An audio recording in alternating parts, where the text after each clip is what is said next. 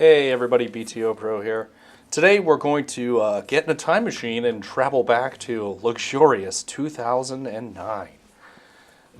Yeah, sort of. So I, for seemingly no reason, backported the Web Components module to Drupal 6.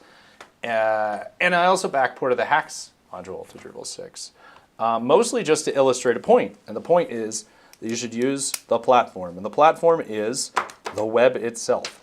So I'm gonna show you how to install these in Drupal 6 for those of you that have Drupal 6 sites out there. I know you still exist, but I'm mostly going to be illustrating that if we have all of our design doing a lot of the heavy lifting, we can even leverage these, wonderful at the time but terrible things by today's standards. So travel with me back in time tunnel. I'm going to copy a link to this zip file because I don't have. I have Drupal 6 stamped down on the interface. I have at least some of the dependencies for the Drupal 6 project here. I'm going to get rid of some of the secret sauce that I already had there. So wget, we're going to get this Drupal 6 module. It's weird to say. I'm going to unzip that. Okay, and then I'm going to do my cleanup, remove that. All right, now we're going to go and we're going to get the Web Components module. And we're going to copy the link address. Now I will say that the Web Components module for Drupal 6 is vastly underpowered compared to the Drupal 7 and backdrop versions and what will be available in Drupal 8. Because it's mostly just to illustrate that this is even possible. It's less about doing it for a production environment. Again, I'm going to do my silly thing where I overly escalate the permissions on things just so that I can get to them quickly. Now we're going to go to libraries, and you'll see in this case, and it's just to illustrate, these are they're kind of connected here. So the Web Components module, you would install it by doing sites all libraries / web components, and then /polymer. You'll notice I have a symlink here from when I did an earlier backdrop screencast. In which in my Polymer directory, you can read the directions. I've copied bower.json from the HAX module, put it here, and then run bower install. So if you have questions about how to do that, I would recommend watching the backdrop version of this video or the Drupal 7 version of this video.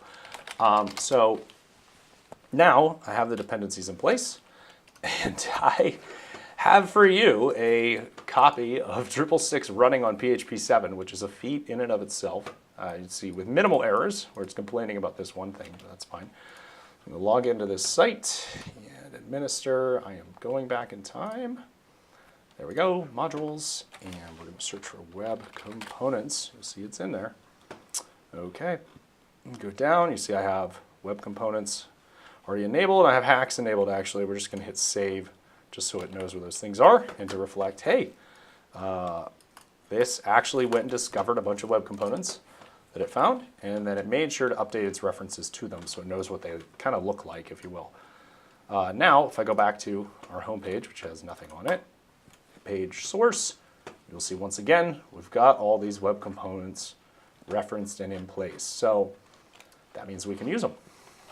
So as a simple initial example, not of HAX, but just of web components, I should be able to go to an input filter here, do full HTML, and I should be able to type something like paper-button stuff. And where I'm getting this word paper-button from, if you haven't seen it before, is webcomponents.org. I'm going to search for paper button, and you can check out this really nice series of buttons. In fact, heck, I'll just copy and paste this. And then I could go back in here, paste that in. And the idea with web components is that I'm basically generating my own custom HTML tags, paper button test. And those can be interpreted by the browser correctly so that you don't get what you had before. You get these nice little click and swipey buttons that have their own nice little navigation patterns and so on. Okay, so now, we were here to show HAX, so let's create a different none. Let's go to page, HAX test, things and stuff. And I'm going to wrap this in a paragraph just because I know that helps the world later, do full HTML, save, and I'm going to go to HAX mode, just like I did in the other ones. I'm going to see, just like before, I get my edit button, and I can start hammering down whatever I want here. Just like before, just like before. Okay, I duplicate just like before. I can go to my Gizmo browser. I can throw in the YouTube video. Perhaps it's the backdrop version of this video. And then I can do that in red, insert, and see we get that web component in there. I can move it up in the hierarchy. I can make it not responsive. And then I can hit save, and I believe it has just saved. So now I can use web components and HAX in Drupal 6. So this means I can progressively enhance Drupal 6, both in its content as well as editing things that have already been created. Because HAX ultimately is just manipulating the HTML blob, if you will. So I could go in here and you can see this is just raw HTML as if I had gone and typed by hand and put all of this in. HAX just generated that for me. So I could, technically go into one of those sites from 100 years ago, it feels like. I could delete all of that material, go back into HAX mode, and now I can modify it again as if it's brand new. As if it's brand new.